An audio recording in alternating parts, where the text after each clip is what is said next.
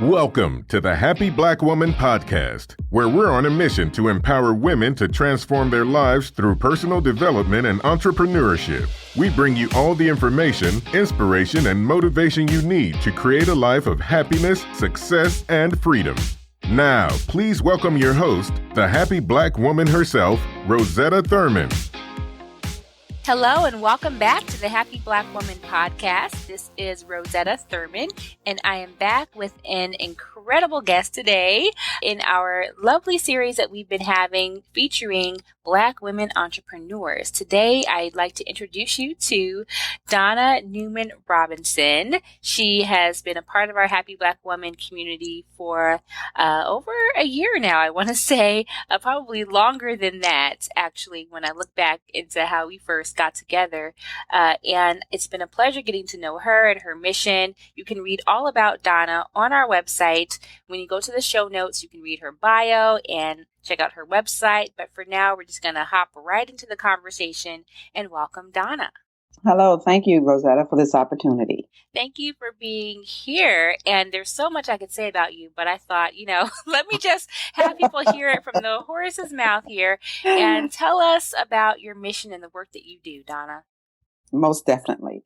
I am a proud 20-year Army veteran. My mission and my vision is the success coach for women veterans. What I do is I help women veterans discover their true passion and purpose after they leave the military, and to help them create a life of their own with meaning and live that new life on their own terms. So my tagline is, the next mission is you. I love that tagline. The next mission is you.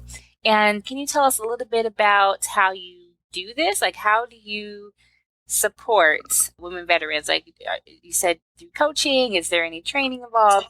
What else how do you help them with that outcome? Initially, I did a lot of research to try to, really understand what their needs are, and knowing from my own personal history, the challenges that I faced transitioning out of the military.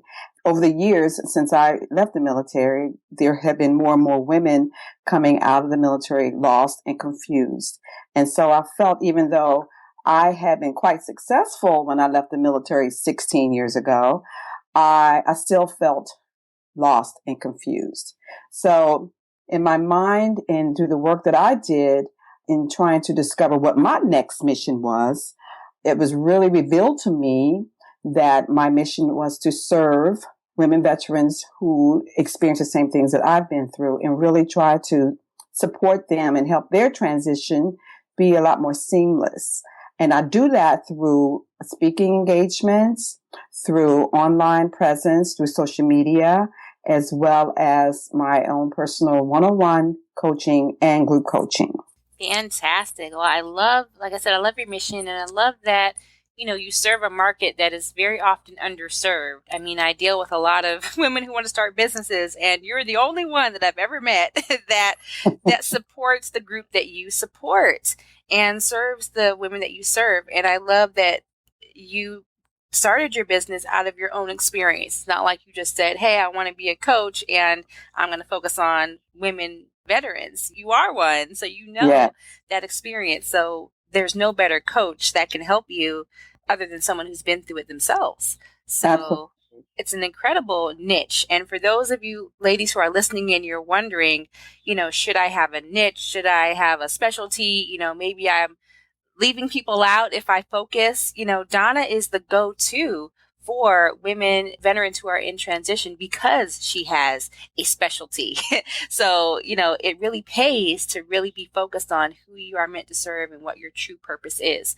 You can't serve everybody. So I just wanted to give a little note there for those who are wondering, like, wow, that's a very specific group of people that Donna helps. But guess what? For that reason, everybody goes to her.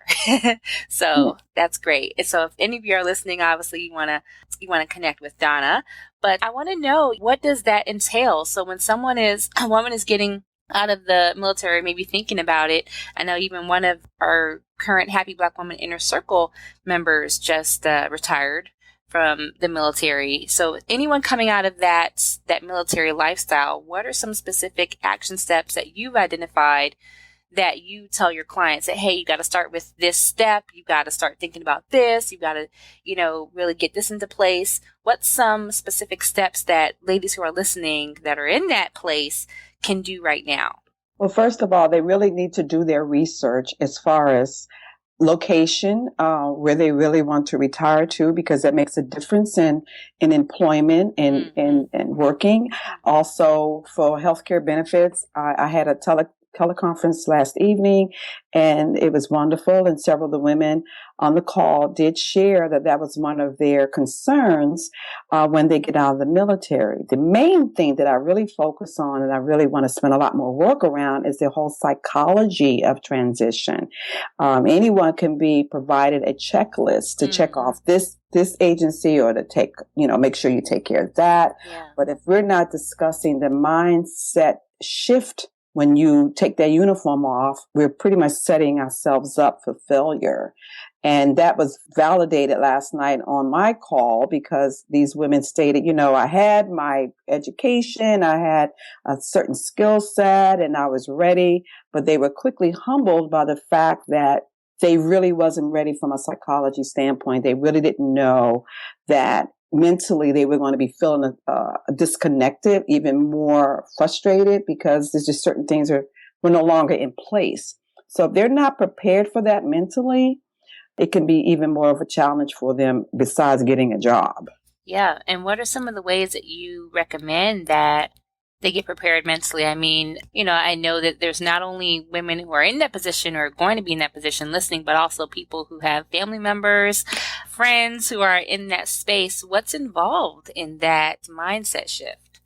One of the biggest things that I found in my own experience and in my research is staying connected, making sure you have some level of support around that. Another, what we call in the military circles, a battle buddy, someone who knows what they've gone through, who've kind of experienced it.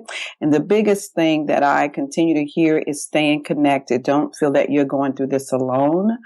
Making sure that you start mentoring, not mentoring, but networking with others, because that's not something that generally comes easy for military members. We've been all part of a team for so long from a psychology standpoint. And you come out and you're like, oh my gosh, well, who do I go to now? I mean, their identity has definitely been something that they deal with, as far as I have this support system, there's this team effect, but now the uniform is off. Who am I? I don't know who I am anymore. So there's an identity issue there. Having that support and connecting and staying engaged with others who have been through that or are going through that is really critical to their success in their transition. Yeah, it sounds like there's a lot of pieces that it sounds like you are able to understand and support in that process. So let's say someone has prepared for that and they have a good idea of where they want to retire. They know the implications of living in that place. What's a step that they should take in order to figure out, do they want to get a job or do they want to start a business? Exactly. And that's something that I have found in my own experience in connecting with these women, because a lot of times they've never really had any work or anyone ask them, well, what do you think what were your dreams before you start wearing the uniform? That's not something we ask on a daily basis. That's something that definitely been put on the back burner because the mission was always about the mission. So as they're beginning to prepare to transition, there needs to be more conversation around that, because not everyone coming out want to get a government job. They really don't want to go into corporate America. They may want to try entrepreneurship. Mm-hmm. So there needs to be those type of discussions. They need to do more research. There's a lot of information out there for women veterans to be able to take advantage of as far as benefits. But if they're not connected and asking those questions, they really don't know. So if you don't know, you don't know. But I know with my work in staying connected and being involved with women veteran organizations, we're keeping that dialogue going. It really validates the work that needs to be done. And as women veterans, it's a big education piece as well. Not many organizations really cater to women veterans. So you're educating everywhere you go on what our challenges are specifically. And speaking of that, I mean, are there any obstacles? I think of, I've had family members in the military. I was a military brat when I was younger. And, when a woman is coming out, I mean, a lot of her obstacles seem to be centered around, her children. So are there any implications for a woman veteran who's transitioning when she's thinking about, what about my children? What are the lifestyle that they have grown up in? Is there anything that comes up around that when you work with clients that they have to overcome as well? Yes, that's one of our biggest challenges as women, because most times, a lot of times we're the primary breadwinner, or, you may be dual military, but of course, most of the responsibility is on the woman when she has children. And that's where the support systems are very important as they're preparing for the transition. There's a lot of programs out there for military families who are getting prepared, where they include the spouse as well as the children, to get them ready. So it's a big thing around preparation and knowing what questions to ask. And that's why they have to stay connected. That's why they cannot just feel like, I'm just going to do this, because you're setting yourself up. If you don't stay connected and ask those specific questions, that's going to affect you when you get out of the military. Yeah. In many ways, it feels like the conversation is often like you're getting out of jail, like you've been. And it's sad, but it's true. You're right, Rosetta. It's like you've been told what to do. I mean, you've got your job and you do that same thing for I don't know how many years, and you've been kind of told what to do. You know how to be disciplined and all that, and you get out and this whole big world is available to you. I think the same thing happens with a lot of women in our community that are getting out of a marriage or a divorce, or their kids are going off to college. It's a whole new world that's open to them, and it's almost like all the options are overwhelming. So I can see how powerful it would be to have someone like you to walk them through and kind of hold their hand throughout the process. Absolutely. And to reassure them that what you're going through and the way you feel, it's normal. You're supposed to feel that way. Don't minimize it. When we minimize and suppress, we're not able to really deal with the issues like we should. And that's something that I feel very strongly about, because that's never really been part of our dialogue. Like you said, we've been structured. We've been told, we've been given our marching orders. And once that's no longer in place, you're kind of out there by yourself. You feel like you are, but it doesn't have to be that way if you're well informed before you get out and you continue to have those conversations. Awesome. Well, I'm curious to have you share with everyone, what are some of the things that kept you on track and continue to keep you on track as a veteran running your own business and supporting everyone else? I know that to play this role, you've got to pretty much have your stuff together. All of us who are in any role that's supporting other people, we kind of have to have our own personal lives in order. So maybe you could share with us just what your typical day looks like. I know you wear many hats and play different roles as a mom, as a wife, and as a veteran, as a support, as a spokeswoman for this work. So tell me a little bit about what your typical day looks like. What are things that you have in place that keep you grounded and moving forward? Well, I will say one of the biggest things that I really needed in my life to stay focused was accountability, and being a part of a program that really helps me to do that, which is the Happy Black Women community. And so with that and the expectations around that, being focused, having a to-do list, I'm very blessed to be able to work mostly from home. And my children are grown and gone. And so I just, feel even more fortunate at this stage in my life. I can really spend as much time as I need to stay motivated. I'm very spiritual. My morning starts off with meditation and journaling. And that really centers me, because I feel that I was given this mission through my own spiritual relationship, and I protect that. So when I get discouraged and feel like my business is moving fast enough, I'm not here talking to God. I'm like, look, you told me that this is what you wanted me to do. And, just to know that I'm having that faith to know that that I'm doing what I'm supposed to be doing, that I'm been called to do, to serve my sister veterans, because I'm very passionate about it. And I know that my goal and my purpose is to serve. So with those two things that keeps me centered, I keep spiritual and positive things around me to keep my energy up.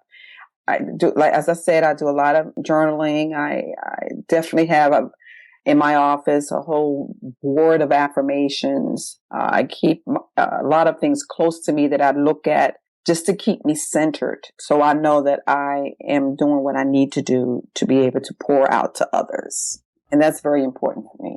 I love that you're aware of that you need to keep yourself centered. You know, you mentioned your to-do list and staying focused, which is really key when you're building not just your business, but also being able to support other people.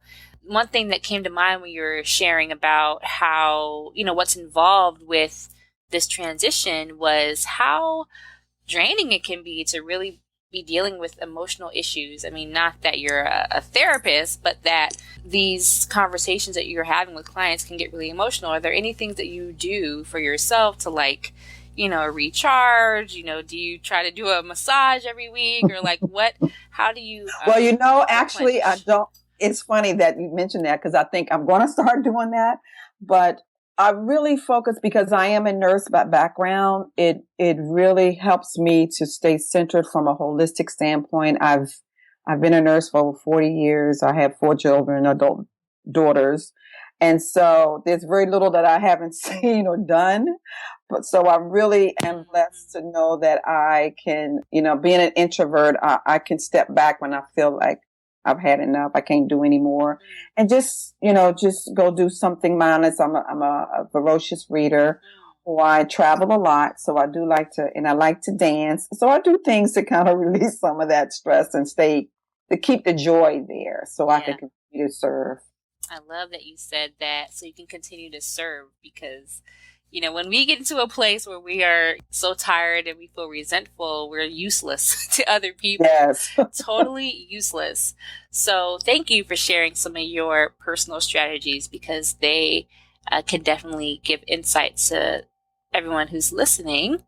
And, going into our inspiration round here, I love knowing about everyone's favorite book. I always ask this question on the podcast because I love to know, what's a book that has inspired you along your path, along your journey? People are looking at you now and saying, wow, Donna has it all together and she's really making a difference. She's got her website and it looks all fancy and, but I know that you've had inspiration along the way. So I know you talked about your spiritual inspiration. Is there any book that you have gone back to and, it's like it lifts you up, keeps you going? Yes, there is one book. And, when I was reviewing the questions, because I really love reading, and one of the things that keep me very peaceful is to have a lot of books around me, because I'm whatever mood I'm in at the time, I generally have a book for it. And what I found is that one of my favorites is a book by Joyce Meyer that's called Power Thoughts, 12 Strategies to Win the Battle of the Mind. And I know if I have my mind right, that really keeps me inspired and energized. And so I go back to that book a lot. I have it on my Kindle. So when I really want to focus on a specific strategy, I do more journaling around that strategy when I'm really struggling with something. So that is, I feel, most inspiring for me, that I tend to go to more oftentimes than not. When I want to be mindless and don't want to think about any of the challenges that we do running a business, I'll go get a book that I can just read, not a fiction book that I can just read for overnight, 200, 300 pages. Great. I know we have a lot of bookworms in the Happy Black Woman tribe, and so we're going to add that one to our book list, the Joyce Meyer Power Thoughts. We'll also put the link in the show notes so you guys can find it easily. I'm also excited to find out if you have a personal mantra that you live by. I love having one. Sometimes it's a quote. I pick one every year that I can go back to and kind of be like, okay, this is what I'm supposed to be remembering for the year. Is there any motto or saying that you live by? It's kind of like two things. One night in the middle of the night, which is something that I've never really experienced before, but I do share it when I have an opportunity. 3 words came into my spirit, and they were empower, inspire, and encourage. And they woke me up, and I wrote it down right away. And so when I'm reaching out and communicating with my community, I focus on those 3 words. But what other words that I use most every day are hashtag words are born to win, born to be different, born to win, and born to be different. I get the born to win. What's the born to be different about? Well, that's embracing who you are and knowing that you're here to, whatever purpose that, your higher calling or your God filled your spirit with, that's why you are to be different from others. You are to share your gifts and be comfortable with that. And I read something along the way in my coaching training was when you do not use your gifts, that your God-given gifts, that is like a slap in God's face. So that keeps me a little, okay, well, I don't want to do that. So let me push past the fear and continue to share the gifts that I've been given in order to continue what I feel that I'm supposed to be doing. Now that has a whole new meaning for me when you say that, born to be different, because I know a lot of us come to this work not even knowing what the work is, just knowing that there's something different about me, and maybe there's always been something different about me. I know that maybe you've always known there's something different about you, and you listening, maybe you've always known there's something different about you, and that difference, I think, is being clear about our purpose, like knowing that we've been given a purpose. I think everybody has been given one. The knowing of it can make you feel really different, really like you don't fit in sometimes, and right. You're saying it's a good thing. So I love that you remind yourself of that all the time. And don't be afraid to be different. That's not a bad thing. And that's why I apply that word. I put that word on all my social media and, to inspire others and say, it's okay to be different. Be your own person. Stand in your own truth. Yes, I love that. So, you have walked down many roads, and this is not your, what do they say? This is not your first rodeo. This is not, you've been at this for a while doing the work that you do. And of course, getting the support that you need. And it's been a pleasure to watch you blossom online, especially, with your blog and your website and your thought leadership, and people just really reaching out to you as an expert. For the women who are listening, who are just at the beginning stage of thinking about starting a business, doing what they love, what's that number one tip that you would give? Maybe a piece of advice that, you wish you had when you were starting. Oh, yeah. What would that be? Find, really spend some time with yourself, whether it's journaling, whether it's just kind of, being quiet and see what comes up for you. And that's what happened to me. And that's where I found my passion.